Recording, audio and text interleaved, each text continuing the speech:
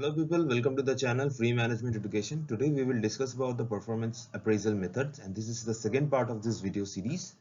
And in this video we will discuss about the methods like 360-degree appraisal, graphic rating scale or numeric rating scale, ranking method, paired comparison method, force distribution method, and the checklist method, and the different types of checklist method.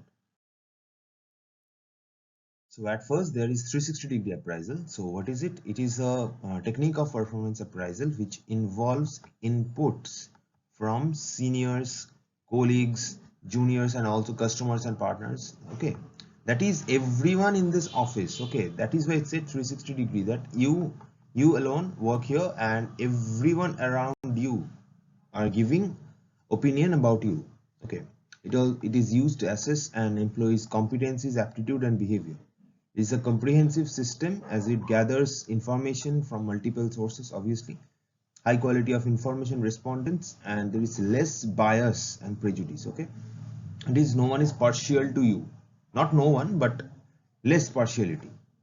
Disadvantage is that it is a complex system, obviously, and there can be employee resentment when appraisers gang up, like no one can tolerate a particular person. Okay, then there can be ganging up, that everyone will give bad opinion about you.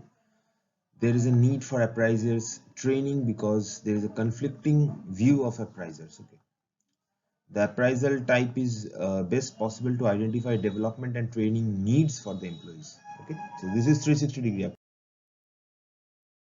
Next comes the graphic rating scale. It is also sometimes called a Likert scale. Okay, it is a performance appraisal technique in which an employee is rated against a list of traits or behaviors which are important for the organization for effective employee performance and productivity. Okay, for an example, for marketing you need to be extrovert, that is you need to speak a lot and you need to be outspoken. Okay, uh, that is a trait that a marketing manager, marketing people needs. So the employee is retained against a list of traits such as suppose extrovert is a particular trait and employee can be rated against that particular trait. In like in extrovert, 1 to 5, how much extrovert are you? 1 being the least extrovert, 5 being the most extrovert. Okay, so there are many other traits. Some of these behaviors may be creativity, dependability, dynamism, quality of work, teamwork, sense of responsibility, ethics, punctuality, okay, everything. A numeric score, a numeric score is given for each of the criteria. A predetermined number of questions or behaviors are listed and answered using a numbered scale. Example 1 to 5, 1 to 10, which I just mentioned before. On a scale of 1 to 5, a score of 1 usually signify that the behavior is non-existent. There is least least existent. Okay, a score of 5, excellent, rate the employee as excellent regarding that particular behavior. A discrete scale is will list specific responses such as unlikely, hard to say, or likely, or yes or no types. The manager must select the response that most fits the employee. A continuous scale will list two extreme values at either end of the scale and ask the manager to rank the employee somewhere in that scale. Okay, two extreme values, it can be 5 or 1, either extremely yes or extremely no, like that. Continuous scale, two extreme values at either end of the scale and ask the manager to rank the employee somewhere on that scale. Okay, now comes the ranking method. This is the most simple method. Okay, under this method the employees are ranked from best to worst on some characteristics. The rater first finds the employee with the highest performance and the employees with the lowest performance in that particular job category and rates the former as the best and the later as the worst. Okay, then the rater selects the next highest, sorry for this line, selects the next highest and the next lowest and so on until he rates all the employees in the group. Okay. So this is simple language, just go through it, you will understand it better.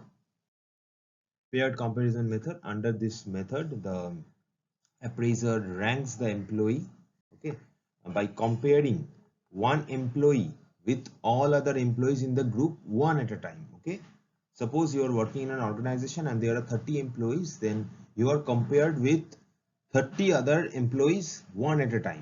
Okay, you are there and there is another employee. Again you is there is another employee. This is done until all the employees are compared with you, compared against you. Okay, so the number of time an employee the number of times an employee is chosen better decides the final ranking. Okay, if you are choosing higher times, then that decides the final ranking. Okay, the appraisal type can be applicable in deciding which employees to promote against a set of potential candidates. Okay, obviously.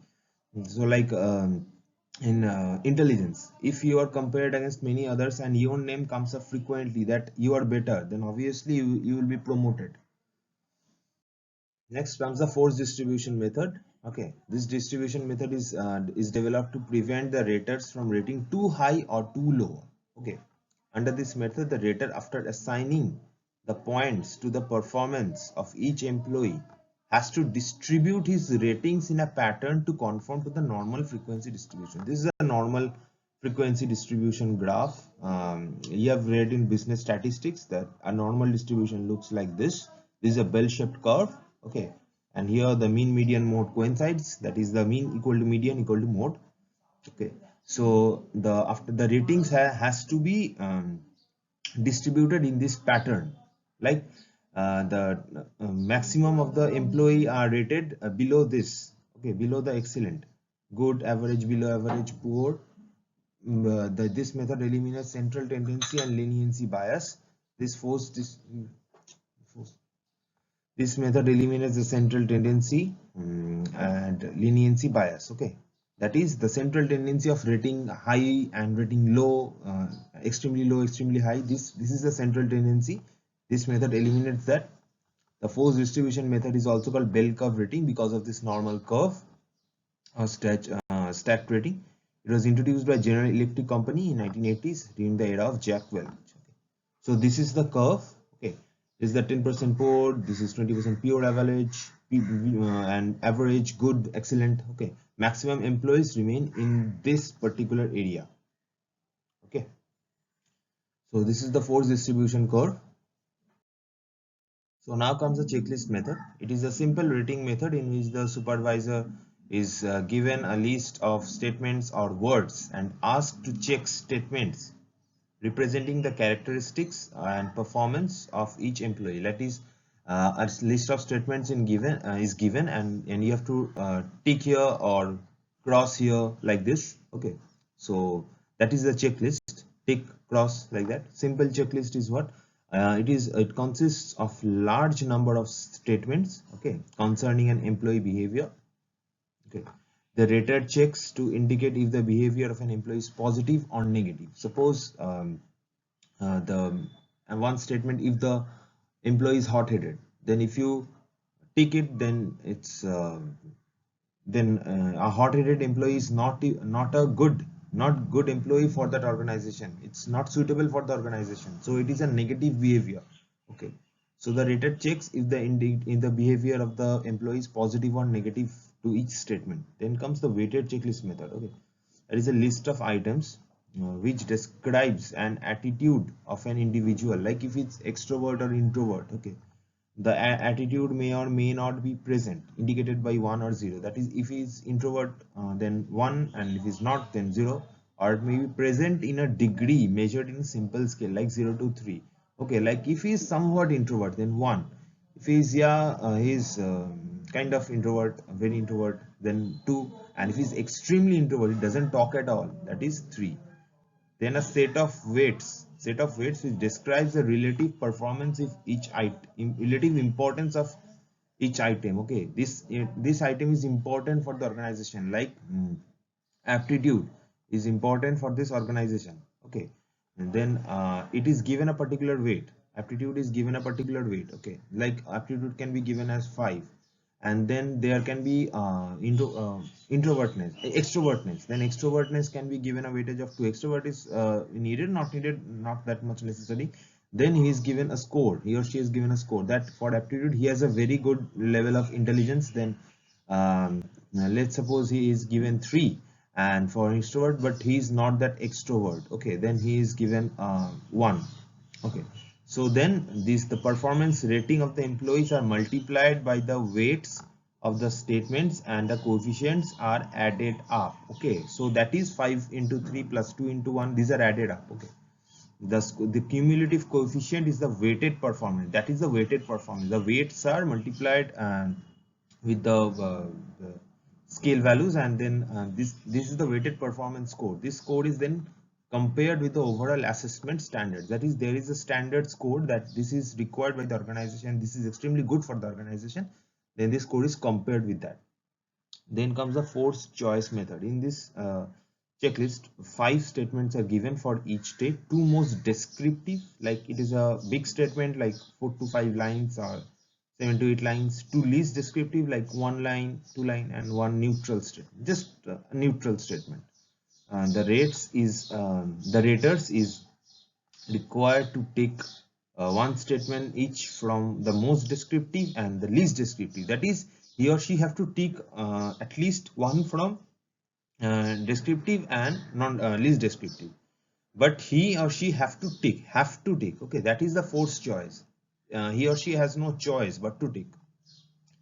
The aim is to minimize the rater's personal bias. Okay, the weights of the statements are kept secret. So this is it. Thanks for watching this video.